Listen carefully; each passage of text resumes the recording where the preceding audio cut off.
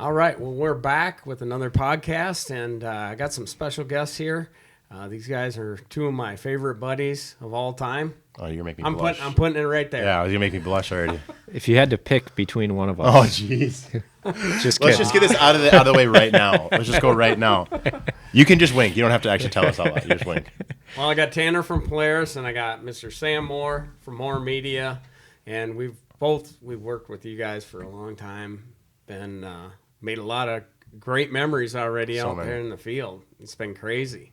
So many. And we just wrapped up a turkey hunt, which was insane this week. Sam was supposed to have a tag, and I'll let him tell you why he didn't show up with a tag. I did not show. I showed up with no tag, zero tag. Dunzos. But yeah, it's some of the most insane turkey hunting I've ever seen. And like, I definitely haven't been on as many hunts as you have, but I've been on quite a few turkey hunts, and it was incredible. I can't wait till we dub that in. I'm just like all of them like walking in. Yeah, like that. it was absolutely insane yesterday. We pulled a triple, and that's not something you can do in Minnesota generally, because you have to work hard a lot of times for these birds. They don't quite work like they did yesterday. I don't know what it was. It was just magical. When you and your wife both like turned and were like, I've never seen that ever. I was like, wow. Like think what that means. Right? All the different turkey hunts they've been on, and they've never seen that. And I was like, actually, it was Disneyland, man. It was a zoo. It was crazy. My reaction was the same. And I'm like, I've only seen that one time in my entire life. And it happened to be in the morning on the same day. So they were going nuts. Just a group of just excited bachelors just doing their thing. They were just wired. Yeah. I still don't. I'd love you to give me context of why they were that.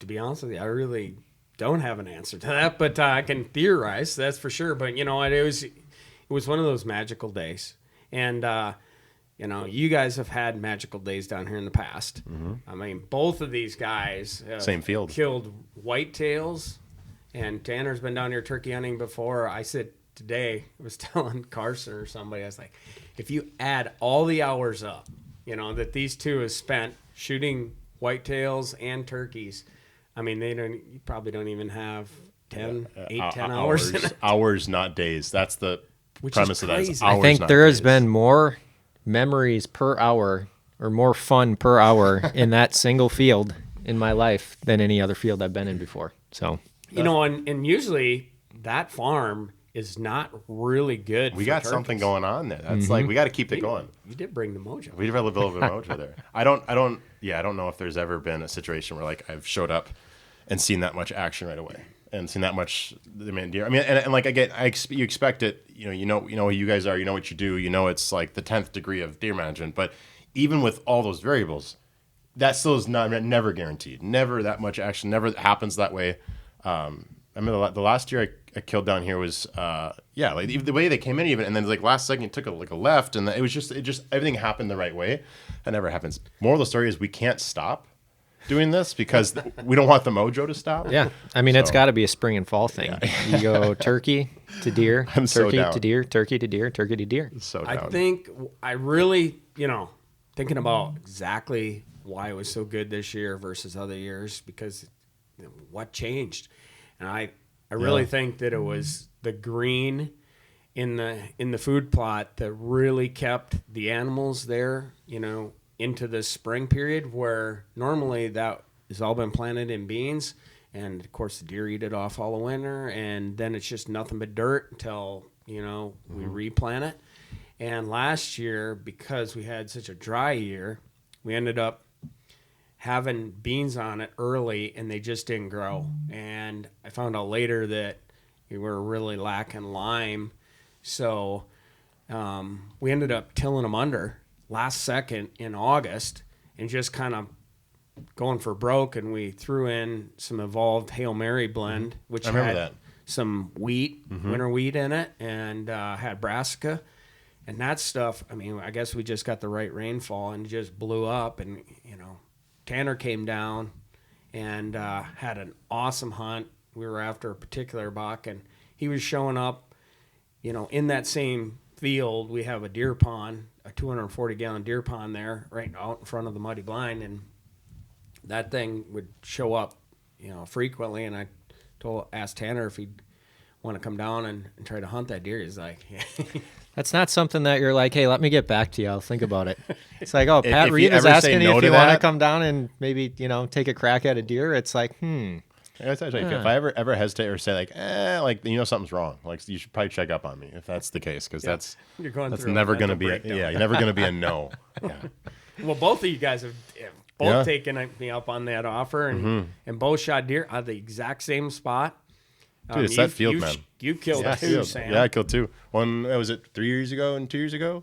Were they back-to-back years? Was there a year between it? I don't remember. It was, yeah. And both of them were like the biggest deer with a bow I'd ever killed. And then the next year we did that again, and it just keeps going. It's crazy. Just keeps going. we gave a nickname to this spot. It's called Zombieland. So You gave the nickname. I I was saying, technically I didn't hear that gave till the this year. nickname. So I grew up hunting a lot of public land, northern Wisconsin. It was tough. Like if you saw a deer, you were having a good year. And obviously I've been fortunate enough to hunt different pieces of land now over the last decade or so. But when I get into this, we hopped into the Muddy Blind, and we weren't sitting in there 10, 15 minutes. And all of a sudden, it reminded me of a zombie movie. When zombies start coming out of the woodwork, coming out of these doors. And that's what it was like, only it was deer. Deer were coming out everywhere. And I'm like, this is like Zombieland. That's what this place is. These deer, Moseying and apparently on turkeys now too, I was just just gonna come say, now it's out of turkeys too. everywhere. And in that case, to the Brasicas. It was crazy. So yeah, that's the story. That's the spot. It's Zombieland. Did you shoot yours over the brassicas too? In the same stand, right? Same stand as yours. And were they at the watering hole too? Did it Yeah, come to the it watering came to hole? the Oh, watering geez. hole. So Oh, it yeah. was identical. Yep. Did it come from the right or the left? Clockwork. It came out about halfway in the field and then Yep. came right at us. Oh, so it was on perfect. Jeez, It actually chased off a big 8. Yeah, we had a couple bucks there, and Yeah. then a doe was drinking, and he was just bumping her, and got broadside, and why not take a Stop little him. drink right here? It's right Tanner there. smoked him too. Yeah. I mean, like heart shot him, and the Jeez. deer didn't. He made it right to the edge and just piled it. And we're like, I was too yes. shaky to hard shot. I couldn't. I mean, I didn't was make a like- horrible it was- shot. Oh, I but was shaking. I was- I was shaking. You don't worry about. I was shaking. It's It was incredible. like it was scripted. It was Yeah. like, and Tanner's like, and that's it. It's But over. that's been that field. fast. That's been that field with again. I haven't never experienced anything other than that in that area, which is crazy that you guys you mentioned like, hey, I mean, obviously you see deer up there, but it's never been like that textbook. It's crazy. He said we can't stop. It just has to be what it is. Well, it's like, I don't know what we're gonna call it. How do you keep going from that? More Blaschka field. It's crazy. We'll just call it Belize, zombie yeah. field. I like Zombieland. I like that. That's a good one. No, it's been we've made a lot of great memories. I'm sure we'll make a lot more, but no pun intended. Yeah. More memories, More. with more. See what you did there. Hey, happy birthday, by the way. Thank you. 22 years old today. That's when you're old, when you start like making jokes about being younger than your birthday. Wow, that just hit me. Oh, that's rough. Hey, dude, That's rough. I had a conversation the other day with my financial advisor, and he told me, he said, "Hey, Pat, you're almost really close to coming up and being eligible for Medicare." I'm like, Yeah. "Say what?" I'm like, That's a "Medicare is slap in for the face, people yeah. that are just going into the rest Yeah, home." yeah. It's like that's not me. That's not. Yeah. But hey, what do they say? A wheel in motion keeps in motion. If you don't slow down, it ain't gonna slow you down. It's just you just got to keep going. You don't have any I don't choice. No think other this option. is. I don't think this is someone who's ever going to slow down. No. Well, you know what? I got that little 9-year-old. Cash, he keeps me rolling. Yeah. Yes. You got yep. to see that firsthand yesterday. Huh? Yeah, he's I mean, handful's not even the right word. He's just so he has so much energy, so much stuff he wants to do, and like that's gonna only become more and more. He's 9. Yeah. Yeah, it's only gonna become more and more. I can't imagine a 13-year-old version of him. 4 years from now, 13-year-old, he's gonna be. You think he's running around now? Golly, He's a great ambassador. Like yesterday, he was selling you a little kid's razor because for your kids, he's like, "Get like, in, oh, they're I gonna want to give love you this. a test drive," and he's working that program. I'm like, is. that's the way we. He was gotta trying to tell do me. this. So I may have made a small mistake yesterday. He was trying to tell me oh, there's governors on it. You can. He's like, I think my mom took it all the way off, and I'm like, so how fast does it go? He's like, it'll go 29 miles an hour. I was like, wow, that's specific. And he's like 29 miles an hour. And then we're getting back towards the end or whatever, and he takes a turn. And I was like, you ever pull that e-brake? And he's like, what? And I was like, no. yeah, I know. And I was Are like, you kidding me? I was like, he's like, no. He's like, no, that's the parking brake. I'm like, yeah. Yeah, That's right. You're right. That That's what is it the is. Marky break. That's what it And is. his eyes were like, I've never thought that. I'm like, oh no, what did I do? Yeah. So I'm hoping that maybe, that isn't a thing, or maybe I have no idea. His mother is going to come to Yeah, me and go, I- did you know what Cashin him. just did? And I'll be like, I know exactly where he got He's that going to be from. going sideways around these turns from now on. He'll never not e-brake. You're going to blow the parking brake out of that thing in like a year or two. It's going to be Oh, yeah. toasted. Thanks, Sam. Yeah. You start bringing your kids down here. We're going to Yeah, teach show them him all tricks. kinds of things. You ever just jumped in a mud puddle? Just go for it. Yeah. Anyway, that was he loves that thing. The thing rips around. It's fun. Like I said, it makes me want. I enjoyed it. He gave me a ride. Although when I'm in it, like we were over like a bump and like my head would like get close to the top of it, and I was like, yeah, I'm not gonna get my head banged up there. Your head's Little- above little the big roll for bar. it. A little That's small bad for it. if you do roll it. Yes. You got to duck quick. Yes. What a hunt we had yesterday with him. Yeah, let's too. talk turkeys because I've heard bits and pieces, but I wouldn't mind like start to finish of like because I know it happened quick, but it was the 2 in the morning right away that you saw, right? Well, yesterday morning was Tanner's first day, so we didn't roost the turkeys the night before, but we knew they were there because I got my stealth cams set up over a deer pond, and I got them in strategically all over the property, but I could really watch what the turkeys are doing when they're there, and if you generally see those turkeys late in the evening, they're not going to be roosted far away. Mm-hmm. And it's not like they're going to go off the property. So we did pick them up on camera late in the evening and felt real good that they were going to be in, proximity. So Tanner and I decided to go to Zombieland, and we get out there yesterday morning. Of course, where were you, Sam? I slept in. Yeah, that was. Yeah, I slept in yesterday. Wasn't even morning. your I did. birthday yesterday. It wasn't You my slept birthday, in. and I slept in. Which People- is, it's just a testament to work ethic, all the above. I just sleep in. That's all I do. Well, you're the hardest working person that I know, and I took a rain check. I was like, you know what? Because keep in mind, I didn't have a tag, so I didn't sleep. We should probably preface that, right? Because like I didn't have a tag in my pocket and slept in, because that's worse. Yes. I had a filled tag already. You guys were going out. I knew it was gonna be fun, but I was like, you know what? I'll let them have their time. And hindsight, I would have liked to have been there to get another angle because I brought a long lens for that. I don't know. Felt good to sleep in. It I was think like- they were so close you wouldn't even needed the long Yeah. lens. So you could have got their eyes. Then I can just get the little jug. I can get the details of the hairs though. Like then I'll just worry about the little freckles they got. Yeah, like the snoots. The snoots, dude, just going up. dangling snoots all day long, just snoots bobbling over the place. Yeah. Sounds like Sam has a shot list that we have to satisfy. We might Yeah. have to go Yeah. back Snoots out with again. Sam. I like it. Well, I kind of accomplished that later that day. That that with Cash. Yeah. That was did. which is anyway part 2. So you're out there. Yeah, so we get out there, but all of a sudden the conditions are terrible. They're like the worst conditions, in my opinion, for turkey hunting is wind. And especially in this spot because there's a lot of pines, and it seems like those pines, they just make the wind worse, it seems like, because when you get a lot of wind going through them, it just creates this howl and it just dampens everything else for sound, and you can't hear very far, honestly. So we get out there, we're standing there, it's just starting to get light, and we think we hear a distant gobble, but we don't know exactly how far. So we just leave the Ranger parked there. Actually, it was a Kinetic, and we had slipped in there with the Kinetic, which is super ultra quiet, and parked it right there by we just had a pop up, I think we threw a muddy pop up there, and anyways, we go over to the edge where we think we hear the gobbles coming from because they're roosted on the hillside. And we get a little closer, and sure enough, we hear one, and we figure, yeah, he's roosted on the hillside, which is 100 and so yards away from the field.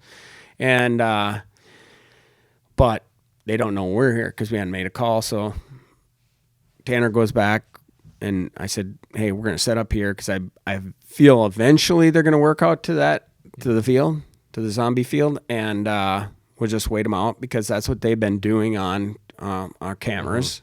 So that's what we did. He quick setup, and then I told him I'd go back and flow call back a little bit and see if I could get him to respond back. Because once a bird responds back to you, it's like he basically confirms that he knows you're there by gobbling at you. So Tanner goes over there, stashes the kinetic, off in a spot where they couldn't see it from the field. And then I flow call out, and I eventually got him to gobble, but he was way down in bottom of more in the valley, and I'm like, dang, Well, I it's don't know if he's Hard gonna to even pinpoint exactly where. Yeah, they are it was because so it's windy. So windy. I mean, we're talking what? What do you think? 30. 30 plus, if Yeah, not more. and Jeez. Like just our gusty, blind is lifting swirling up. stuff, So it sounds you like know? it's here 1 second and it's over there because Yeah. it's just moving.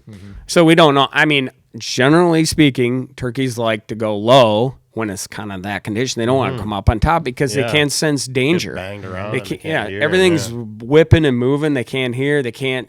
Everything's got too much motion, so they go out. They try to get out of the wind, and down the bottom of the valleys is a lot less wind. And so they'll go shut down in the bottom, you said too, right? Like sometimes yeah, they'll make their there's day a field there. down there in the bottom of our valley. Yeah. So I'm like, I don't know if being on the top is the best case, scenario here or not. But so, anyways, we set up there and got them to gobble at me. So then I come back and I said, well, I think it's going to be kind of a boring waiting game, and we'll see if they come up.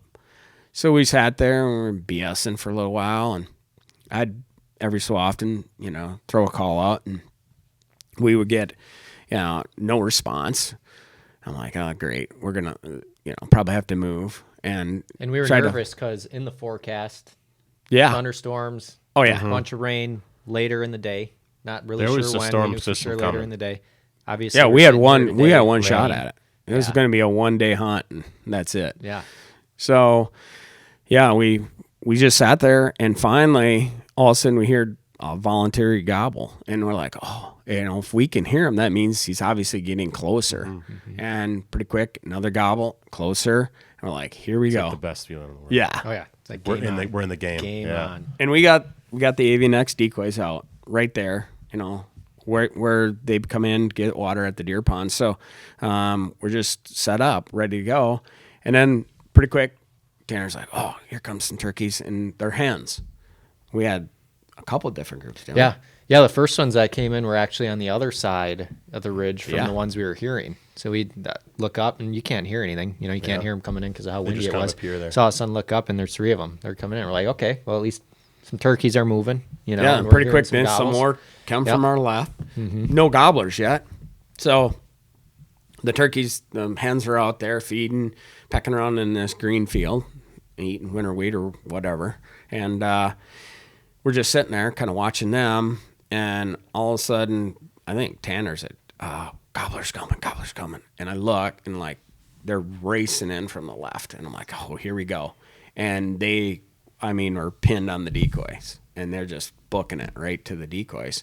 So, of course, start rolling. And he's got the Browning, and it's a Maxis, with a extra full choke. That thing's Lights that out. thing's I mean, solid it is at lights out. 65. It is lights out.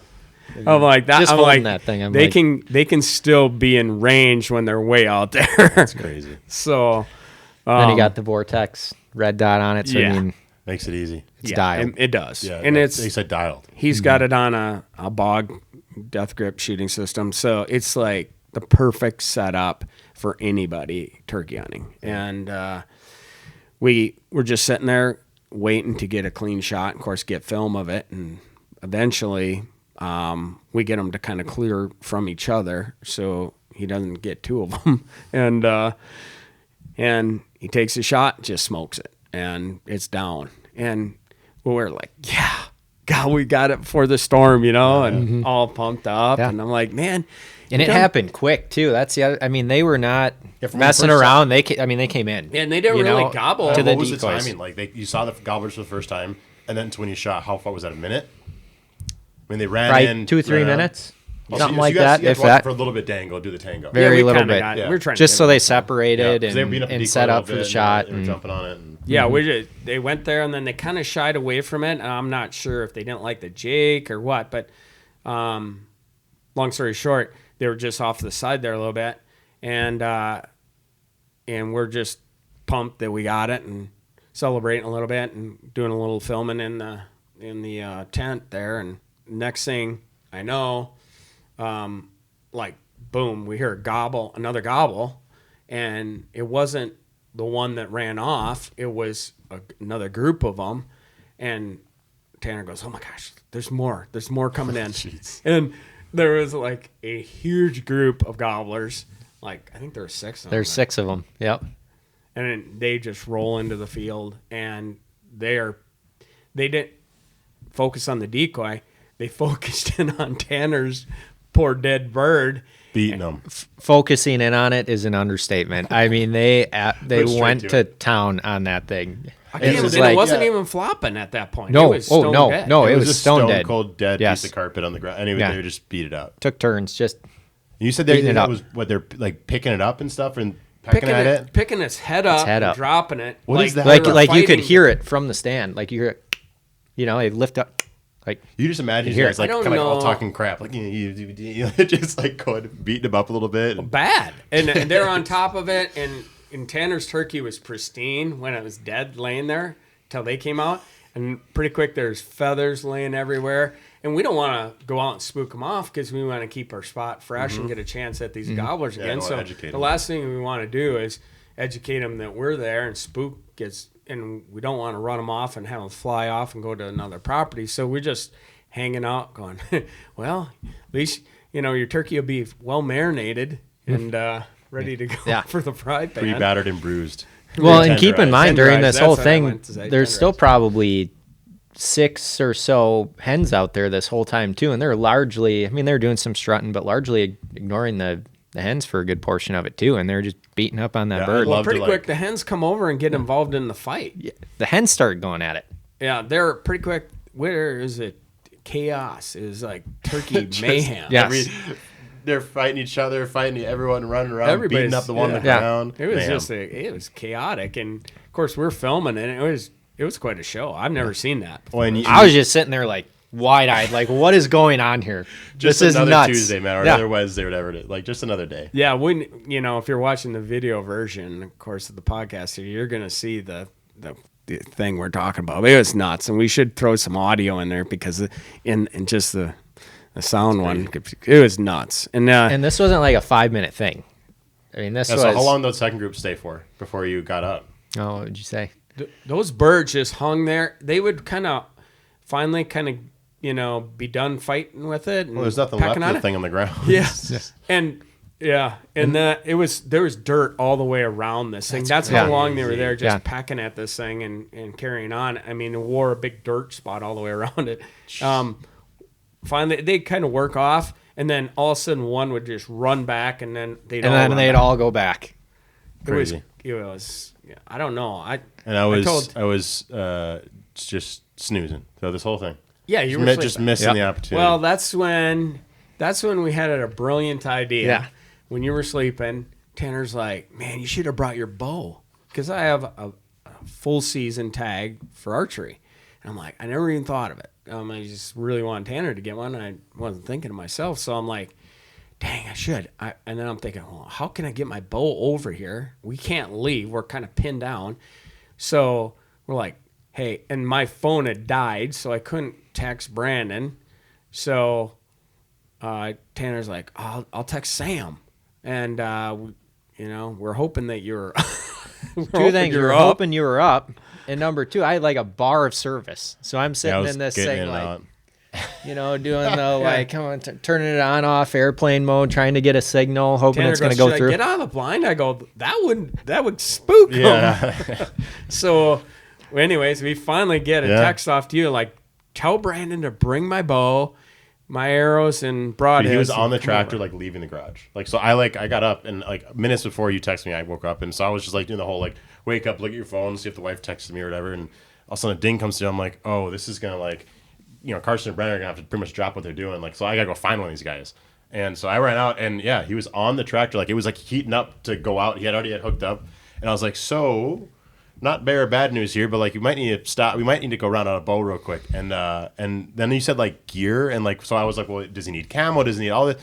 Eventually we're just like, yeah. So he left it within 4 or 5 minutes with your gear. I told him where to park and then just sneak in through the woods and So sick. work in. Meanwhile, we're watching these gobblers the whole time. They had worked off behind us in another field, which really helped because then he could, sneak Yeah, in yeah. and help. Well, you get had in to the sneak blind. out too. Yeah. before he came. Oh yeah, so I knew that Brandon was going to be showing up, so I told Tanner. I said, "Hey, just roll the footage here a little bit. I'm gonna go out. I'm gonna take Tanner's dead bird, which was laying off the side outside of my bow range. It was like at 30 yards or so. I'm gonna move his dead bird closer and use it again, and then I'm gonna move the decoys off to the side a little bit, so be a focal point." But I had to move his dead bird. Like closer, yeah. And so I moved his dead bird close to like 15 yards, right in front of us, and I set the decoys off to the You just side. like lay it down, like no, Yeah, like wings just- out, just laid it down. Lay it down. Oh yeah, That's crazy. And seemed to be a proven tactic at the time. So. Brandon comes sneaking in with my bow, he gets positioned with the camera in the blind. We all get reset up. I'm like, you ready? We'll see if we can't call these things back in. So that's what we did. We could see them in the field behind us. Yeah, they were there the whole time. They were there the whole time, That's but so we're crazy. talking. I mean, how many yards away? There's just a little bit of lip or rise in the hill, so Yep. they were Crouch just down. out of sight. And he used the blind when he got closer to the blind to just keep them in line, and, Yeah.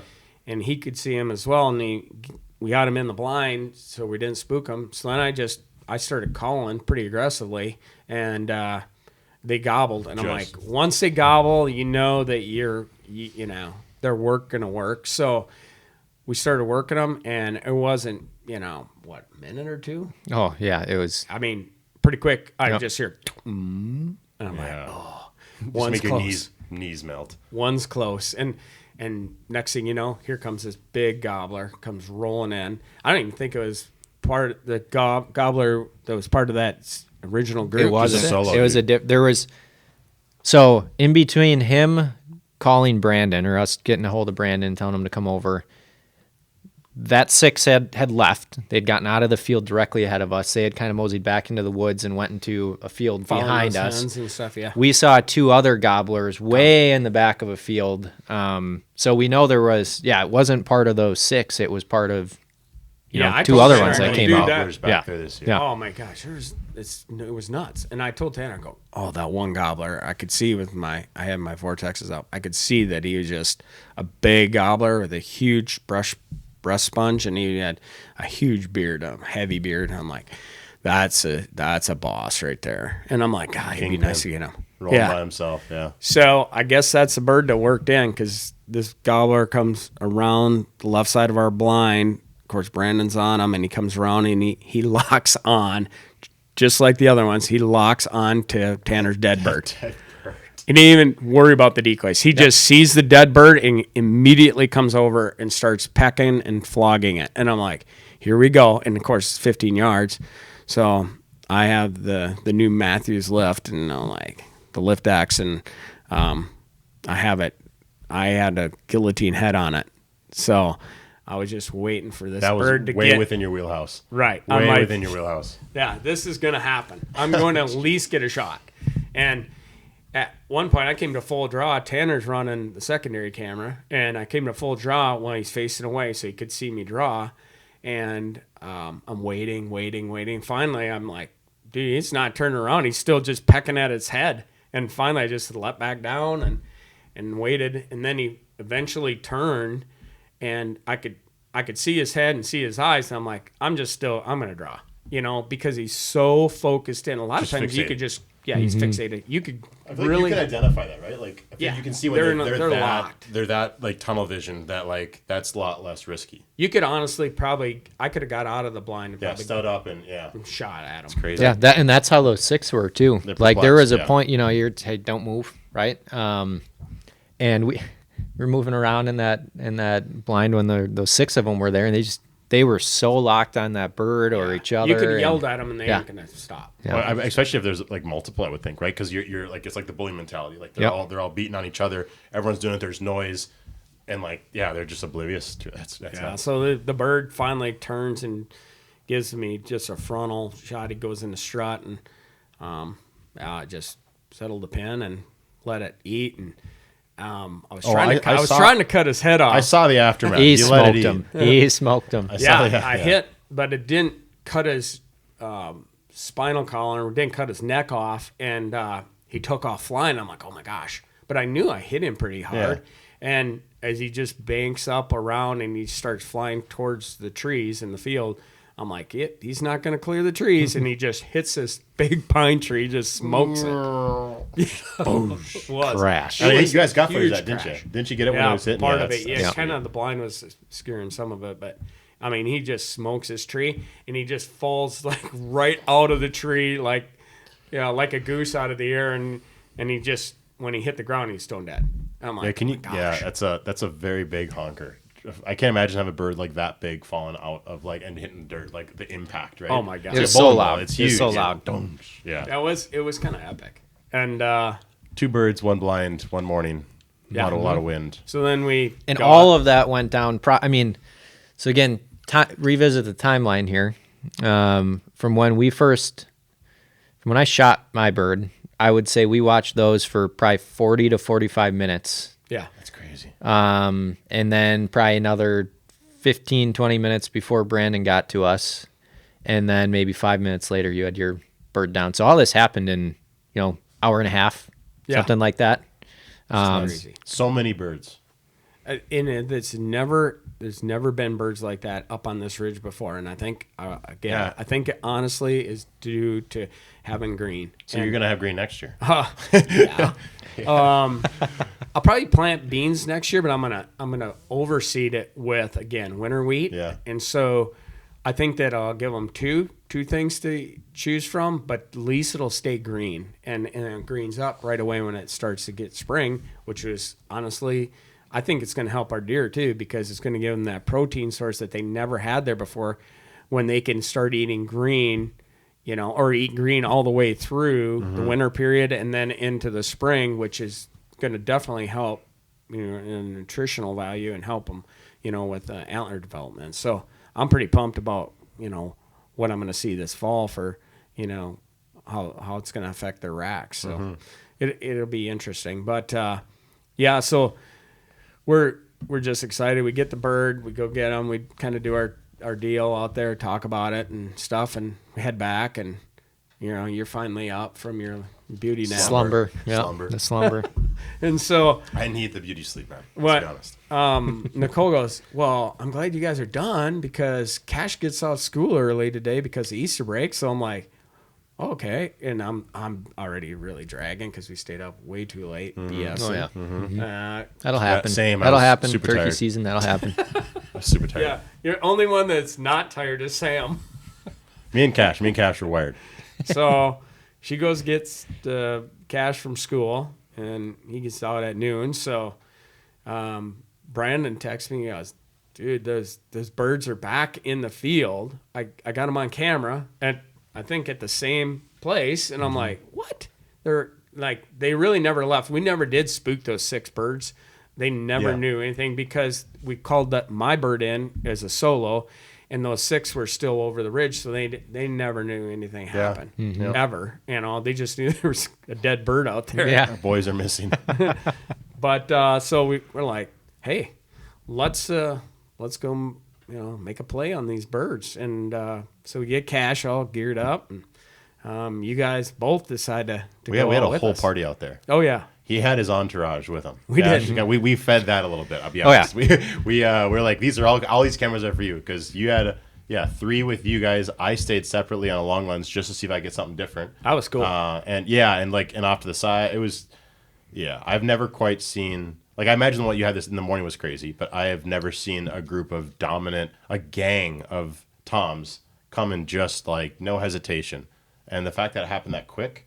I mean, so you talk about the timeline from when you guys were this morning. Yeah, let's get into that one. What was the timeline from when we were set up with Cash and you were sitting down? You hadn't even finished sitting down yet. He already started chirping. Hardly. Yeah. Hardly. Yeah, well, I knew that when we went in there, and we got onto the property. Of course, we took both kinetics, so we got back Which there was really like quiet. sneaky. Yeah.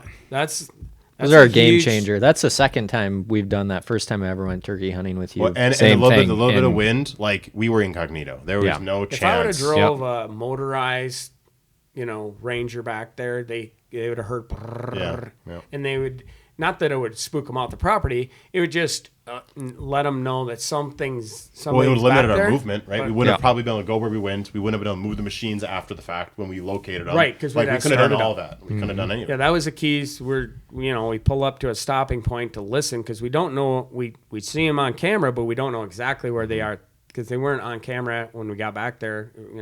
We'd had a half an hour time elapse. So we got back there. We're like, well, we got to figure out where these birds are.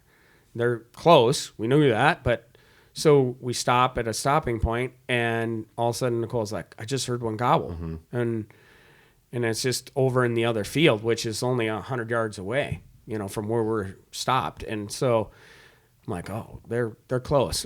And we start kind of getting our gear on. And I can see pretty much through the woods to that other field, and I see the gobblers working to the left. So they're really close to us. So, I believe Tanner, you just like move the kinetics. You and I moved the kinetics around the corner quietly, and stashed them in the woods where they couldn't see them from our field. We just went across and set up facing back at them, and I was worried that they would work off, maybe go over the ridge and be out of hearing distance. So I wanted to hit them before they got too far. So that's why I called right away. We quick kind of got set up, roughly set up. You went over with the long lens about 50 yards away, and when I called and they gobbled right away, I'm like, oh. So like I know you haven't seen the frame yet, but I have a specific frame that I was rolling on. You guys were kind of like you thought maybe go further back, then you guys were kind of settling down, and you had just poked your head out, and it was like the first decoys are set up. I'm just gonna give them like a couple quick boom booms, and like you lean forward, you do it, and you hear them, and it was like again same thing. We're in the game. Like it's like they didn't go too far. We know where they're at now. You can look at them, and it's like just buckle up. Like it's gonna happen. And I have that reaction on long ones of you poking your head out doing that. It's phenomenal. It's perfect. Well, I've always learned that if you can get a turkey to gobble at you, you're halfway in the game. It doesn't necessarily mean they're gonna come in, but they're interested. Those ones did. They're good, and Those ones came in. Oh, you could say they came in. Yeah. Cash he loves running and gunning now. After last year, we had him run and gun his first turkey. He doesn't want to set up in a blind. He likes to be right out there in the action. So that's pretty cool. I'm like, hey, if you want to do that, that's fine. So we got him set up with Nicole next to a tree. I was just behind him a little bit, running a couple different camera angles, and Tanner's off to the side, and I just start calling, and they light up again, and it wasn't minute or so. Literally from the time Seconds. you were like they're here to the time that they came out, had a minute and a half. Yeah. And they were. it was quicker than your one in the morning. That one was fast. This happened even faster than that. Here they come rolling out, and just a gang of them. Oh yeah. Bobbling. What did you say? They look like here come the boys, dude. Like and so I was, as soon as I knew it was gonna happen, I'm covered up, and my eyes my peripherals I can't see, so you can't look at the woods myself and then go back to the camera. Like I'm fully enclosed in this little thing, so I just start scanning the tree line, and I was like, well, eventually, because and I got to go quite a ways left and right to find the whole thing. Well, I happened to be like within the first movement. Right away, I saw something. I was like, I'm already looking right at him. And I look, and then there's two, and then the six come, and I'm like, what is this? Like, what is this is not real. Because he had just called. We just sat down. I hadn't even scanned for. We haven't even looked for him yet. Yeah. And they come barreling through. So that the last call you did, because they were still on the other side, they must have let's go. Because that's how long it would have taken them to get that next 100 yards. Less than a minute.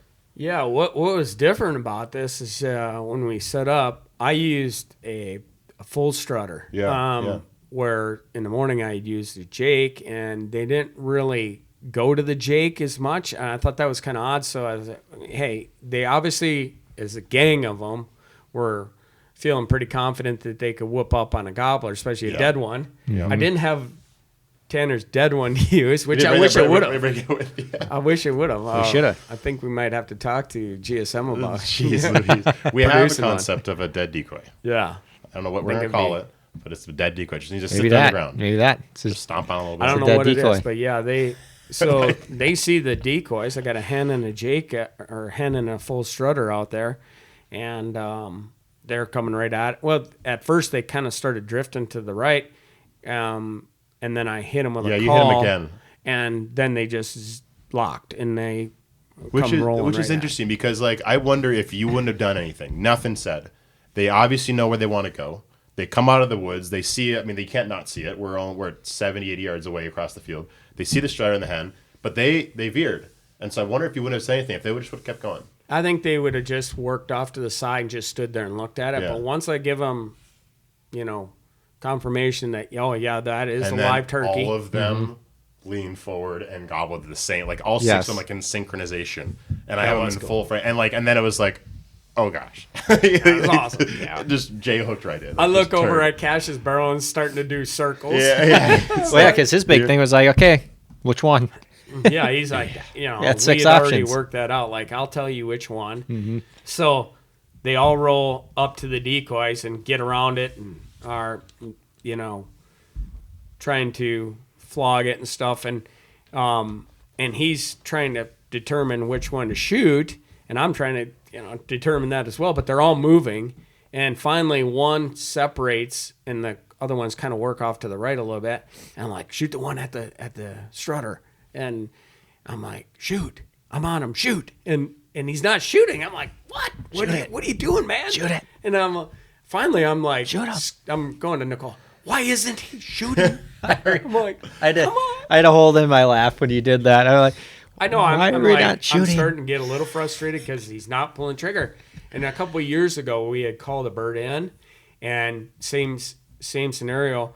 And he's like, Dad, the gun won't fire. And I'm like, what do you mean it won't fire? It won't fire. And I grabbed this couple of years ago. I grabbed the gun physically off of the bipod, and I eject his shell, thinking it's a bad shell. And I go, put it back on there. The gobbler's still in front of us. And I'm like, okay, shoot him now. It still won't fire. And I'm like, what? And now Nicole's like, why isn't this gun firing? Yeah. And eventually the gobbler gets like tired of and hears us in the blind making all this, and he walks off. And when he walked off, I take the gun and shoulder it and pull the trigger, and it goes off. And I'm like, you just weren't pulling the trigger hard enough. Oh, So now I'm thinking, he was, 6 or 7. yeah, or he was young.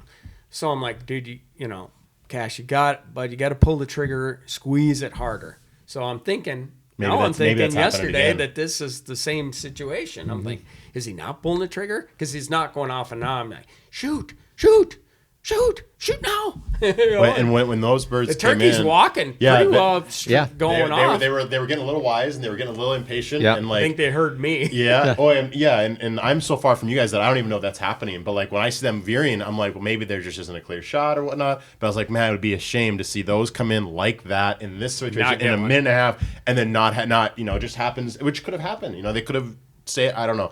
The bird was at 20 when he's at the decoys. Now he's walking off. He's Yeah. in at 30 at an angle. and he's not stopping and giving him a Yeah, shot. yeah. And all of a sudden, boom, the gun goes off and the turkey just folds. And I'm like, what? Wait until the last minute. Like yeah. an adult can't Yeah, make that yeah, kind of yeah, shot. yeah. And then goes, Dad, I let him.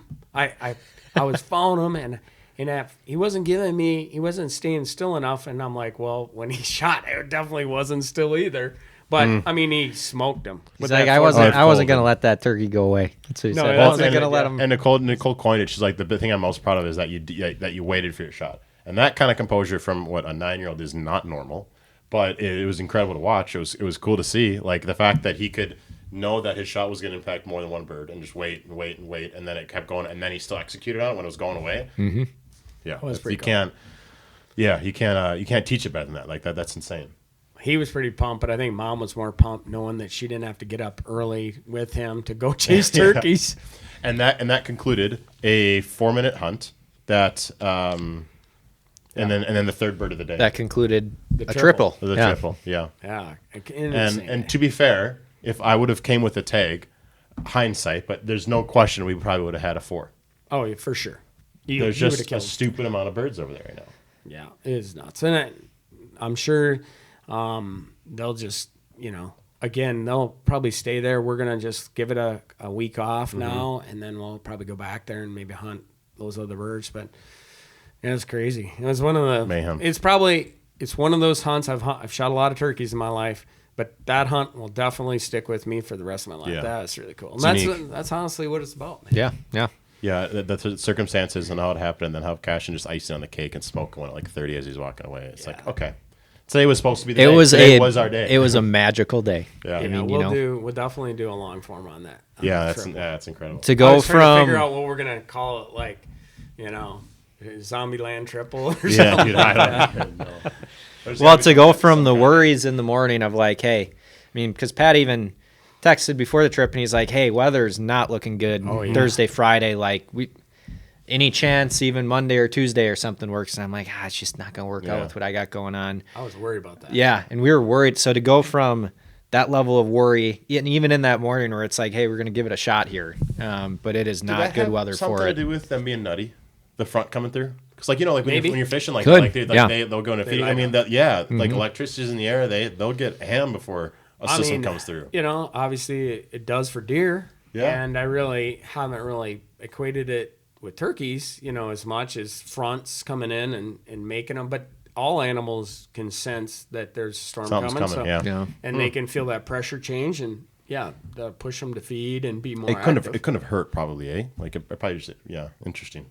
But it was sure nice to wake up this morning, sleep in a little bit, and then Well, especially when look outside and see rain and wet. Yes. And you're like, Not have to mud. be out in there. especially when you roll over in bed and you're hearing thunderstorms and you're hearing the worst. the rain on the roof, and it's like, that's Thank God I'm tagged Like, out. well, we're tagged out. We're gonna go back to bed for a Poor little bit. Carson comes back all wet and bothered. He's like, man, I'm just cold and I'm wet. And he's like, and we didn't hit a bird. And then his buddies came in and said, we didn't see a bird for like 900 yards. And like, that was the more you get it done. 100%. Yes. Yeah, it was a good time, and man, I'm glad you guys were there to experience it. So, yeah, what's next on Mr. Moore's agenda? What do you got going on? This guy, by the way, is one of the best filmmakers and production guys really in the blushing business. I mean, he dominated the fishing side, and now it's over helping us on the hunting side, doing different stuff for GSM, Muddy. A lot of foot videos. And Today was a lot of foot videos. Yes, today. We don't necessarily need to get into that specifically, but we may have taken a few pictures Tanner's of feet are famous. some. Let's be honest. You went with boots and feet. Like it wasn't just his feet. It was the fact that he was wearing boots that I needed to take some pictures of. But it's more. It more was your fun to say birthday. feet. You asked about feet stuff, so we just said weird. sure. It's Sure. awkward. I mean, This it's your is birthday. The internet. So This is forever. You guys realize that this is never going away now. Yeah. I'm just gonna, it's no. Sam's got a for foot that. fetish. At some point, I'm gonna have to double down and lean into it. If that's what it is, I'm just gonna have to go for it. If You it should pays have the made him bills. massage your feet Jeez. Oh gosh. before he. well, we got haven't foot left yet. photography. I mean, there's still time. Well, Muddy's got Still some raining new, out? Yeah, Muddy's got new boots out, and Sam's doing the photography for the catalogs, and so of course Tanner was the prop, and To be fair, he was more than ample Good to be the talent. foot model. He was like, you know what, go for it. Yes, put me in, coach. He was all about. Oh, He's yeah. like, boots, say he's got less. beautiful feet. Yeah. And I didn't need him to take his socks off, but he insisted, and so like it was a whole Weird. Now we're going down a rabbit hole. Like, That's just too Trim far. your toenails. Yeah, it's just too far. What can I say? I got a skill. You know, I mean, if you got it, you got it. Like I said, my dad said Add I that had to your a resume. I had a face for radio, so I'm always on the other side of the camera, and that's why I hold the camera and usually not in front of it. Well, you've been down here in a lot of projects. Maybe we can put together something else. We got some cool stuff. Yeah. In the works. Super cool. And I'm looking forward to it. It's kind of collabing with Polaris on doing some stuff. So that's going to be Those story gonna be pieces awesome. for me are like I wouldn't call you like bread and butter, but it's like it makes so much more when you get passionate about telling those kinds of things, whether it's a specific hunt or the long form stuff allows, because you're a creator, you know that kind of thing. Like the long form stuff and those stories allow you to really just gives you the flexibility to tell it how you want to tell it and how you see it, and then be able to share with everybody else about hey, this is how I see this situation, how I see this story. And there's so many cool things that can happen with that, and it's going to be a fun project. I'm excited about it. We get to start on it pretty quick. It's not going to be like it's not like it's like 2 years from now. Like we start on it pretty quick, so it'll be good. I'm excited to see how that comes out. And you're thinking probably sometime mid to late summer we'll probably roll this out. yeah. Without saying too much about it. Tanner's spearheading the project. Yeah. I think we'd probably should do some shooting here within the next month or two. And I think we want to time it with August, September. When when the season's ripe for That'd be cool. for hunting. And I don't know So- if anyone, without giving too much context, I don't know if anyone's really told this side of this story in a long form or like a storytelling piece side of what you guys do, which is privilege is probably one of the words I could come up with more of them. But it'd be fun to do. Like I'm looking forward to that. Those are the special projects. Yeah, that'll be fun. just a cool connection and blend, kind of with how you guys got started, and maybe just some kinda of the tying blood, it in. sweat, and tears that Right. goes into it, and even the day to day, and kind of connecting your guys' brand, obviously, with what we stand for on the Polaris front as And well. it's been So- how long now? 20 years? Yeah, over 20 years. Jeez. I've had Polaris as a partner for that period of time. It's cool. been a long run. I mean, I remember, my first Polaris units were, completely different style. I don't know than if they I've are even today. seen pictures of those. So like that's me equally fun for me to go through and look at that stuff too. Like, yeah, it's so cool. Yeah, I mean, a lot of big milestones coming up. We got, so you guys, about 20 years. I mean, that would have been not that long after we came out with the Ranger. I mean, the first Ranger was like 6x6, kind of this cool green teal looking thing. So I mean, there's a storied history there. Almost 30 years of Ranger at this point. We've been doing ATVs for 40 years, and we're just, we just had our 70th anniversary last year. So a lot of change throughout that time, and I'm sure Pat, in the time we've been working with you, a lot of change.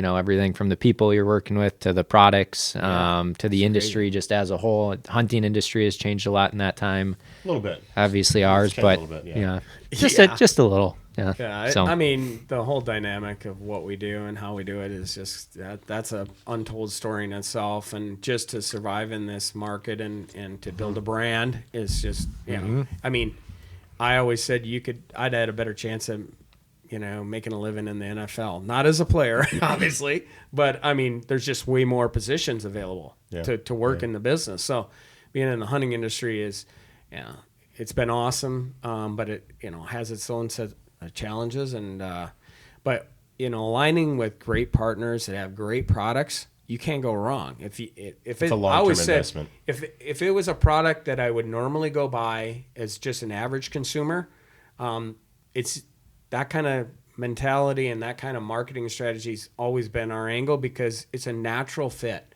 It's something that we will use. We'd use it just, if we were doing it, we weren't in the hunting industry. So, when you align with, like yesterday, using that unit to get back into that property quietly was, it might sound like a hard sell, but it's honestly what really makes us successful in deers, more in deer than it is in turkeys. But it You really, actually have turkeys. It was clutch. it's a trick deal. And, I mean, we could drive our gas units back there as well, but nowadays with the technology of the kinetics and the longevity of the battery, you can drive these things forever, and not have to worry about a charge. And we monitored the because I was getting familiar because I don't have a lot of experience in those kinetics other than messing with yours here.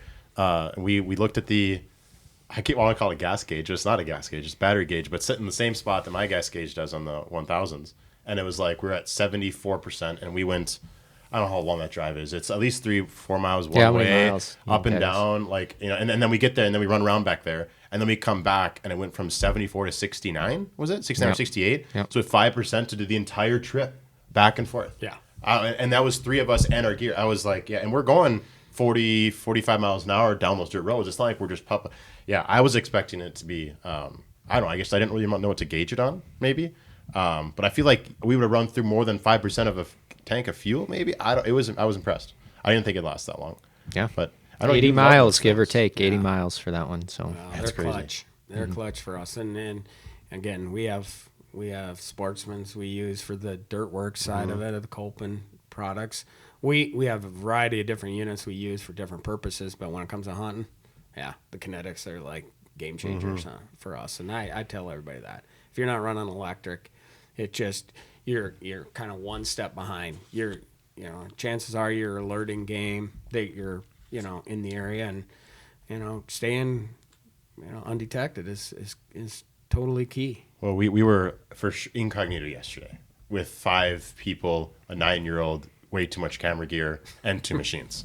and we were still incognito. Yeah. Because we moved them around. Like that's like you can afford to be a little sloppier zone, but you can afford to be a little bit more like again. I wasn't even wearing full camo. I had some draped, or like we were just kind of going out there to get it done, and we that helps with that. We move the machines, and we were incognito.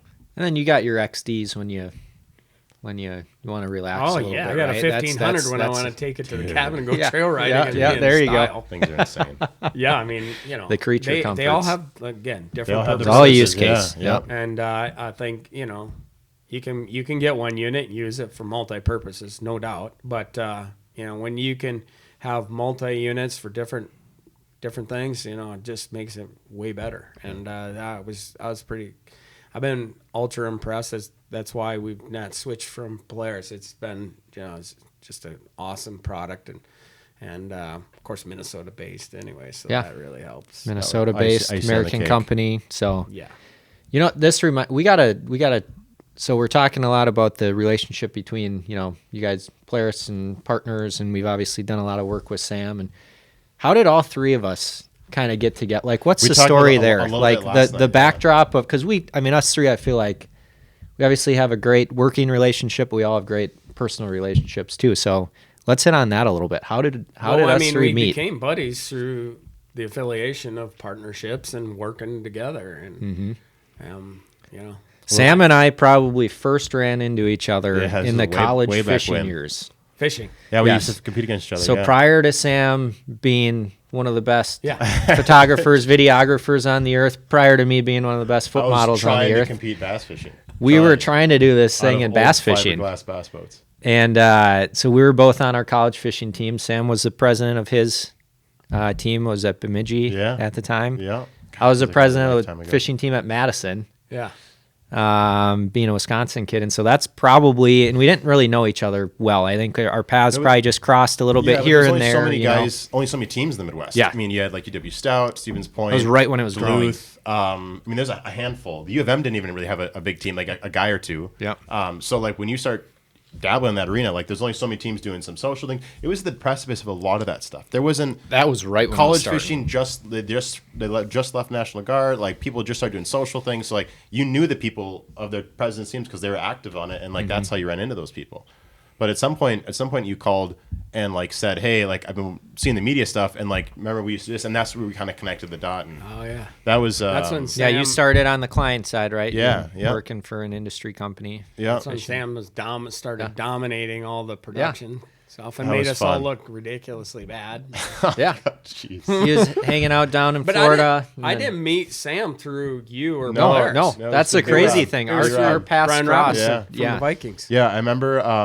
And fishing, no less. We are not I know, in the dude. fishing world. And some of the first times we spent any serious time together was going over to whatever the lake was and doing the video with him. yeah, for his for stuff. his YouTube channel. Yeah, because he had a whole series we were doing with it. And yeah, like I said, just small world. We had you and Nicole both in the boat. And we're talking hunting now Yeah, when we're yeah, fishing. yeah. Because I'm like, hell with fishing. Yeah. I'll just sit and drink a beer. Yeah, we went, dude. You know what's funny? if I had to fish for a living, I'd be out of the business. In a well, week. Brandon was on the same lake on fishing. I with noticed us, that right? last year when we went. Yeah, jeez, ouch. But like we were talking about hunting, and then I like 3 years later went back to that lake, and I pull in the parking lot, and I'm like, I've been here with Pat, Nicole, and B Rob, and that's where me and Sobe filmed our Crush City episode, and we destroyed them. Doing things completely different than we were doing. So I was like, maybe we just weren't doing the right things. I don't know. But I mean, he caught as many fish as he wanted to catch. It was insane. But I remember pulling that parking lot. I was like, I've been here before. And that was when we first started. And then So how many years ago was that when you guys would have met? that would have been 2019. Okay. Yeah. So that was then right 6 or around so years. probably Same when time, yeah. we started working with you as well. Yep, because 2020 was when we did the big Nebraska shoot, the North Star Crew Cab. Big game edition. Well, yeah. when I seen the production come out of like the fishing episode Mm-hmm. for B Rob, I'm like, man, this guy kills it. He's awesome. Mm-hmm. I don't know, where he came from. Like he knows how to run a camera and he knows how to post it. And I'm like, yeah, Sam's yeah. Well, and I don't really know how or why I got the phone call to be like, hey, by the way, if you ever want to come down and shoot a deer. And like I don't know what I deserve. I think it was that in that for. boat Same we're with me. talking It about. could, Same it with could have me.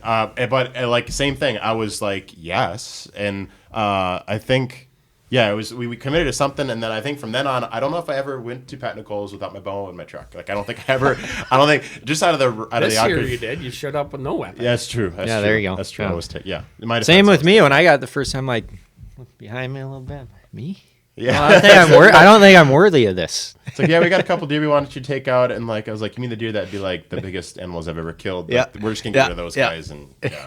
We need But- a couple cull deer. But in my defense, learning how you guys set up the property and stuff, that was all after that. I didn't know the extent of what you did. I didn't know. All I knew is that you were on TV, you had been on there forever. You were these people in the industry, but I didn't know the backstory of any of that. And so that's been the most valuable thing over the years is learning Yes. that side of it. And not only because I'm selfishly aspirating, like that's my goal, like one day to have that chunk.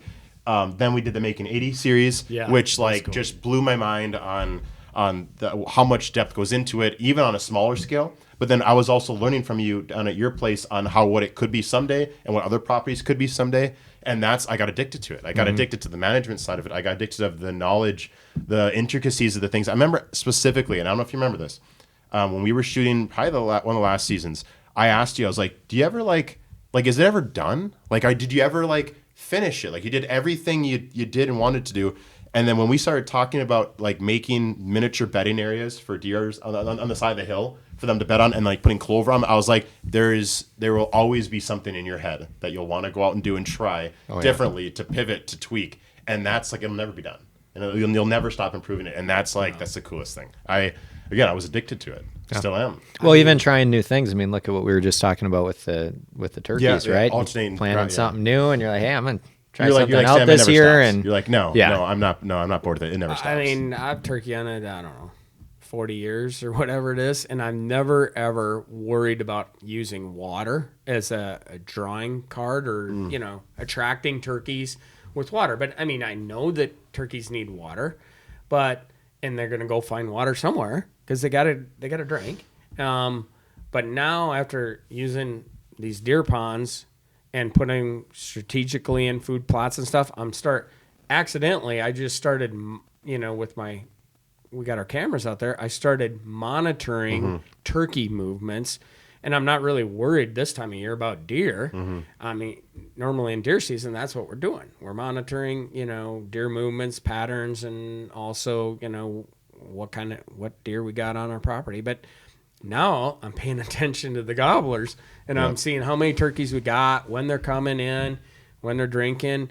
And now, like, we used to go roost turkeys. Now we're just watching our cameras, which hey, I'm sure there's some people out there listening and going, man, that's cheating. That's not the way, it's just different. Like, it is what it is. I mean, we're shooting a lot different shotguns than we did, 20 years ago. Yeah, for everything's turkeys, too. different. So Yeah. everything has changed. I know for like stealth cam and muddy, like that was a big push because people with stealth cams in the fall, a lot of them, like you use them in the fall, you have them out there, they have the cost to run. Like people are doing that balance sheet in their head of like, whatever. And they how many shut do I it want? off and- Shut it. So like turkey hunting, it's become more and more popular with it because they're keeping them on all year. Oh, for sure. They're tracking. I don't know if there ever has been a time where people are tracking patterns of how turkeys are moving between winter and when they're going to start in the spring more than now, like because of cell cameras. Everybody is doing it now. And it's that's like it's a more deer. intel. Yeah. And they're patterning them like they are deer now. So, like Stealth Cam makes the revolver camera, which shoots 360 degrees, which you go put it in the center of your field, and you can monitor, whatever comes out in that field just because. And where they came out. Like Yeah. not just that they're starting at a certain time, but like, Yeah. hey, they came out here this day. They came out like they would with the deer. It's well, I'd equate it. I mean, It's a game changer. yeah. we don't have to go down this rabbit hole, but similar to what's happening in the bass fishing industry today with live scope, right? Whether you love it, whether you hate it, something that you can't argue is you're learning a heck of You're a gaining so lot much more intel. about just like fish behavior, and you're challenging assumptions, and you're learning more, and you're learning things that you never knew bass did. A lot of age-old They're assumptions catching that them they ways don't that do they this, never they do used to. this. Yeah, Yeah. you're eliminating a lot of that Yeah. theory. And it's the same thing here, whether you're using them or not. I mean, you're learning things education. about patterns and turkey behavior and movement that you probably never knew before. I need to learn that. I need to learn. So how to I use get the pleasure of I've seen quite arguably the best people on the fishing side to ever do live. between Wheeler and DC, between dollars earned. I mean, it's Now, you know all these bastards. yeah. It's like but all the like famous so guys. see them. Why didn't I how hear they- my name? Did you just forget my name in Best there? ever or- was Okay. best ever came out of Madison. Yeah. But like so but like I'm gonna tell all my buddies that. Just like hunting, you can clip that. You can right. They'll clip it for you specifically. I can re-say it if you want me to. The best there ever was out of Madison. Best ever. I hope you do clip that, by the way, and I hope I get that text in like a week. I got some buddies that I do a fall trip with that wouldn't like to hear that. So. Hey, it's been said. It's But on I'll the bring air it. now. Yeah. But like watching the octave, there's people who are good, and then that insane octave of that much better at even a specific thing like that. I get to see that on both sides. I get to see you on a land management like pinning where whitetail are. They'll do this, they won't do this, and you're like I get to see on the hunting, and then I've seen it in fishing. Like, and I just get to like that's one of the advantages that people don't talk about. Like I had to sit back and absorb all that, regardless if I can repeat it and execute on it. Right. Way different. Yeah. But at least I am exposed to some of the most brilliant minds of what they do in their craft on both sides of hunting and fishing. And that's like an insane, it's almost a little bit of a curse of knowledge because like I see guys do it and execute on it, and I see them and I'm filming them do it. And then I have my own time that I'm getting more and more selfish with as, I have kids that are growing up and all that. And so like, I almost know what I've seen them do, but again, executing on it's a very different thing. But that's the puzzle for me is like trying to now bridge the gap between what I know and like what I can go do on your own. Which is again a whole nother podcast, whole nother conversation. But it is crazy. really cool to be able to see both sides of fishing. Someone who's at the top of their game that and hunting, and you guys and I can pick And how their brain. technology has changed the game. And Yeah. even the short time since I've been involved with it, how much it's changed. I hate to tell you boys, I don't want to date myself, but I just turned, just rolled over 40. the other day. 42 last year, Just actually. a little bit. But I remember taking this device when it came out, and we thought, "Oh my gosh, this is revolutionary. This is a game changer. This is really where it's going." And we put a device on the other one side of the trail, and we took a thread out of that device and we strung it over to another device on the other side of the trail and attached it to two trees. And when an animal would come down and hit that thread, it would pull on that thread. Explode something? It would pull on that thread and trip a clock, and it would set that clock and say, "Oh, a deer walked through here or something walked through here at a certain time." And we're like, "Dude, we know now Exactly when deer what time come." When they're Yeah, coming. we thought this That is is incredible. This is insane. It was called, I think, Trail Timer or something like that. I believe. But I was like, Boy, howdy. this is game changer. I mean, and then when carbon arrows came out, I'm like, what? We had to shoot aluminum arrows. We're shooting old XX75s, and then all of a sudden these little skinny little, carbon arrows came out that had way more penetration, flew faster, were straighter, never bent, and you're like, oh, this is a game changer. And I remember vividly when Matthews came out, when Matthews first started and developed solo cams and stuff like that. That was equally as a big. That was that was his own world too, right? It was, that's nuts. just, we could do a whole podcast on just Matthews' evolution of that company and the equipment and the bows. But I remember shooting one of those first bows. I honestly one of their first pro staffers they ever signed as an endorsement deal. And I've been with them ever since, basically from the infancy of the company. So I've never shot another bow. And just like Polaris, just been with crazy. them forever. And when I shot that bow that first time, I'm like, this is insane. I mean, as a kid, I'd shot, like an old Bear whitetail four wheel bow, and steel, cables and all this stuff. And then I went to these new ones, and I'm like, this is insane. Well, I kept one of those old bows, and I still have it. And I look at that one, and I look at the new Matthews Lift X, Different and planet. it's like, it's Different like planets. driving a Ferrari Yeah. now versus It's incredible. an old Pinto Makes or you, and again, a different. Yeah. A whole age about this, but like, what's it going to be like in 20 years? Yeah, What's it that's gonna- what we say. What's it going to be like for our kids, like when they're in their 30s and 40s and trying to trek around a mountain? Yeah. One of the things that I'll say is that's interesting with this all is regardless of how far technology has advanced, it's still like the fundamentals are still so Yeah, it's important. still walking out, So finding imagine- an animal and trying to kill it. Yeah, and trying to yeah. get on it and pattern it. And, exactly. I No, mean, you know, whether it's you had to make instinctual calls still when we were just been talking about, using the cams to know where the birds are, where they're likely going to be tomorrow. You still have to make boots on the ground calls where you think they're going to go. And Yeah, based on- that'll never change. Based on The experience. fundamentals matter as much as ever, Yeah. whether it's shooting bows. Shooting bows, right? Yes, the technology has changed a lot. You still got to have that foundational Oh, sure. understanding, doing skill ourselves- set of, the It's refined. mechanics. It's refined it Yeah. for sure. But there's still experience that plays into it, and the bottom line is too. We're sitting here the whole time we're talking is all about our experience and our memories that we just made in the field doing it, and Time in the that's the woods. most important Time in thing. the woods. The more we focus on that, the health of everything we do goes up. Of every industry, every aspect of the company side, the in front of the camera side, everything goes up. The more that people focus and continue to put that's the relevant part. That's at the end of the day. That is why it sounds so cliche to say, but that's why you do that. And I don't think we'll ever truly, like, the industry will never leave that. I think it goes up and down with these, live scope and these, those arguments go up and down, but it's nice to kind of root yourself and fixate, hey, at the end of the day, this is still all about the same thing, right? Like, everyone's kind of agree with that. Yeah. And the more you can get on common ground with that, I think it alleviates a lot of that back and forth, because that doesn't necessarily help. Like, discussion's good. It doesn't, the bantering back and forth on those things, and it doesn't help the sport and whatnot. And at the end of the day, everyone wants to see that keep going. Yes. Because they had the opportunity. They want to see that for the opportunity for the next people. Everyone. That's a common thing. Oh, that's a great segue to just kind of wrap this, because it is about the memories and the time of field, and I appreciate you guys coming down and hanging out and going out and smashing some turkeys. Many more of them. Too many more of those same memories.